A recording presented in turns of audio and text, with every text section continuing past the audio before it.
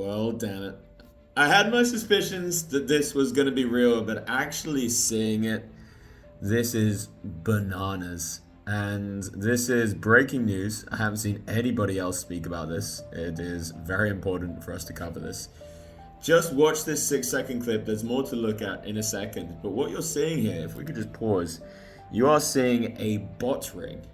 A ring of bots connected to phones that are crushing these app games. And if you don't know what app games are, you might be relatively new to the poker scene.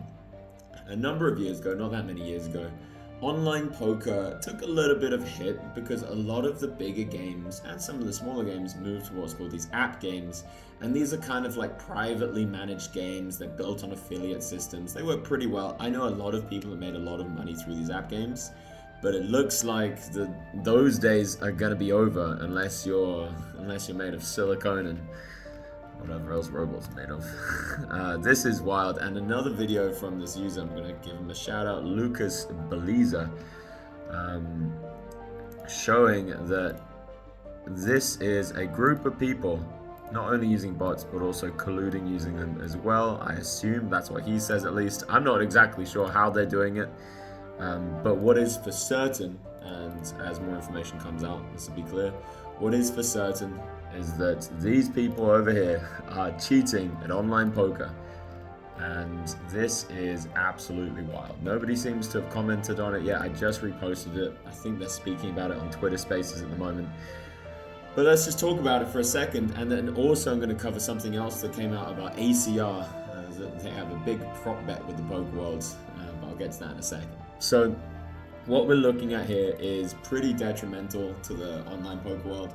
Whether or not this is applicable when it comes to other sites like GG Poker, ACR, PokerStars, it honestly doesn't matter that much, in the sense of we now know that it's possible, and who after seeing stuff like this is gonna feel comfortable playing online, especially after the super user thing. Check out my last video if you're curious what I mean by that. And especially after what's happened with ACR and the people accusing ACR of having bot rings and having people using real-time assistance, using AI to kind of help them play, and of collusion as well. So there's actually two things that I would like to point out here. First of all, we have this video between Chris Moneymaker and Ebony Kenny, who have said to the poker world that they/ACR, and I'm sure they're just saying the message from the ACR team, have got $100,000 prop bet for the poker world to cheat on their website. Yeah, you heard me right. Now, a lot of people have reacted pretty sourly to this, and I think it's kind of understandable. Todd Whittles, Baruzzi, all the classic people, Alex Duval, the classic people on Twitter pretty consistently. Matt Berkey even chimed in saying, the obvious thing is, and so the bet is $100,000 if you can make a bot that goes undetected on the ACR system over 5,000 hands.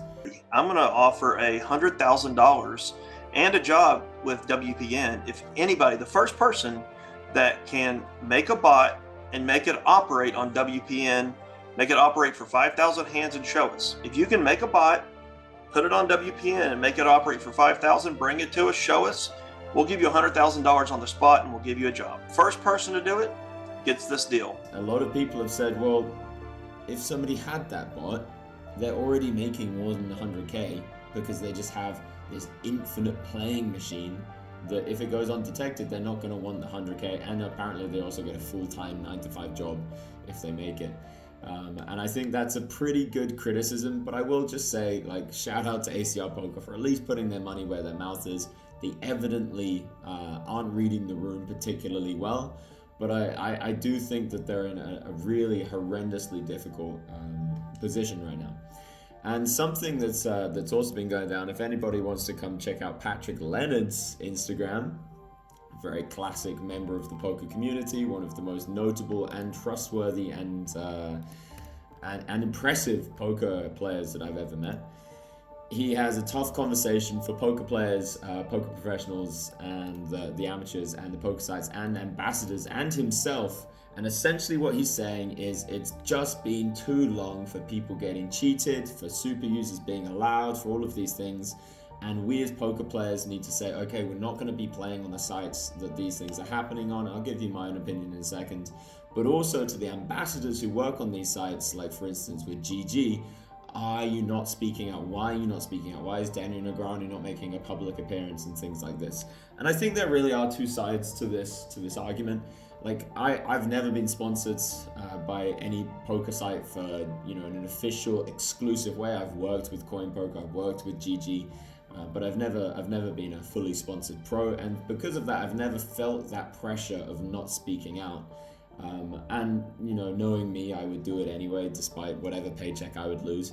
But it is also a very difficult perspective. If you're seeing the inside of a corporation, let's imagine you're Daniel Negreanu, you're Elkin, you're having all these meetings and everyone's hustling and bustling, nobody really knows what's going on. And they're saying, okay, don't say anything yet, we're gonna put something together, we're gonna do this, we're gonna put this together, we're gonna address it in this way, we're gonna do these things behind the scenes, but please don't say anything publicly yet because we just need to figure out what's going on.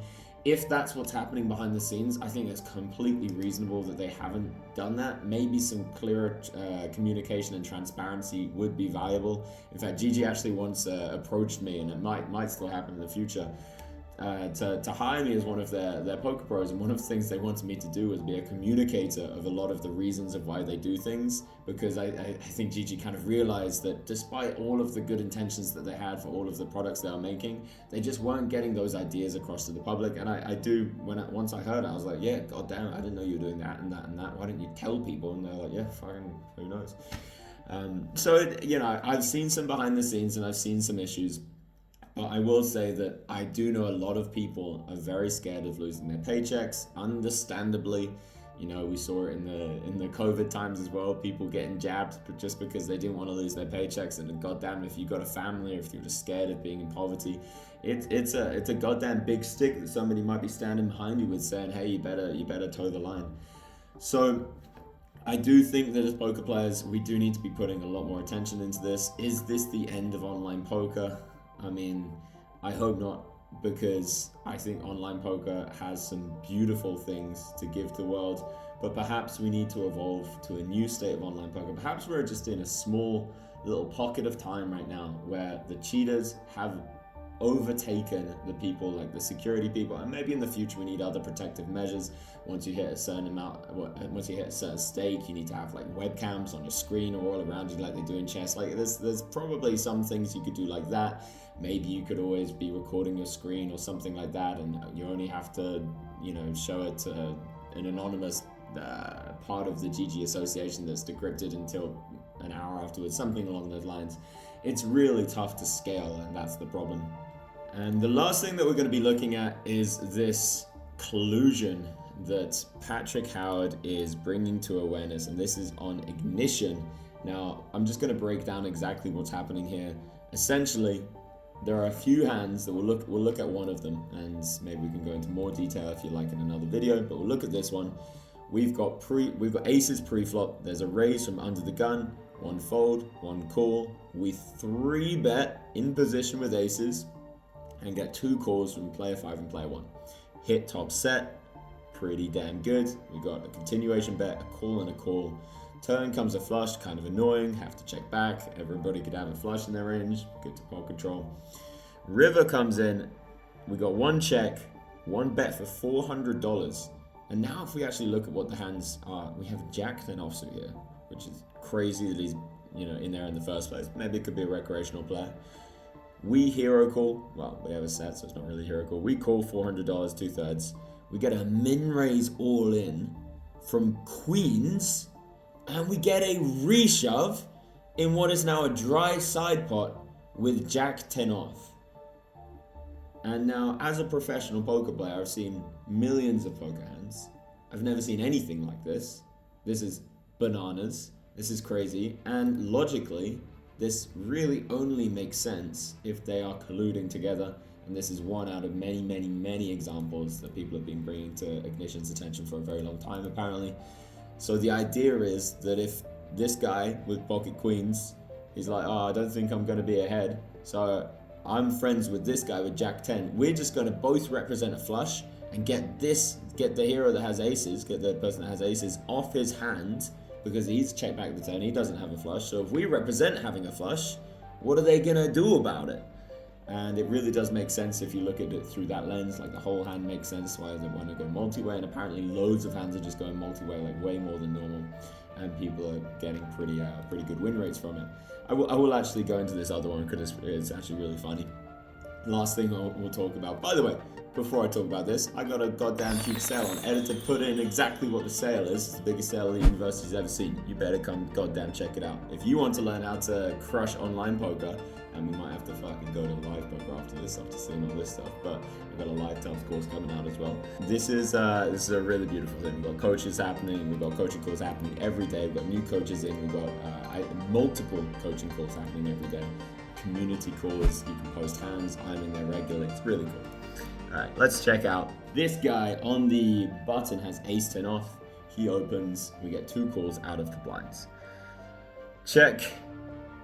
We got a bet from the big blind, call, we call, the small blind now raises, the big blind now 3 bets, and we still make the call. And see what's happening here, and Patrick Howard outlines it saying, the hero, meaning the person with ace-10, only called because he was suspicious that the opponents were colluding. And so the idea is, if the people are colluding, then they can just turn up with any 2 cards here, because they're just trying to squeeze the ace-10 off guy out of the pot. So they go bet, we call, raise and re-raise, and he still makes the call, and the other guy makes the call. They all check the turn, and on the river, so he's like trapping the colluders. On the river, we get a bet, a call, a shove, and a re-shove, and we again get squeezed out of the pot, but still make the call for a $4,700 pot, and he turns up with pocket 8. Now, and the other guy had king 10. You just don't see this stuff. This just doesn't happen. This isn't a real poker hand. In the words of Garrett Adelstein, this isn't a poker hand. These are 2 people trying to squeeze one person out of the pot in a pretty intelligent way, and I'll tell you this, these are actual poker players playing this hand. They understand range dynamics. They understand why certain people would be capped in certain spots, and why that means they can go for these types of raise, re-raise, re-raise plays. This is pretty wild, and if this has been brought to attention, there's some more down here if you guys want to see it, check out Patrick Howard. If this has been brought to the attention of Ignition and not been mentioned yet, I think this is outrageous. So, is this the end for online poker? We will see. Trust is plummeting, absolutely plummeting, but let's look on the positive side. There's a lot of people that they're going to be making a lot of technological solutions for these problems. Now this is being brought to light, this is going to be a lot better.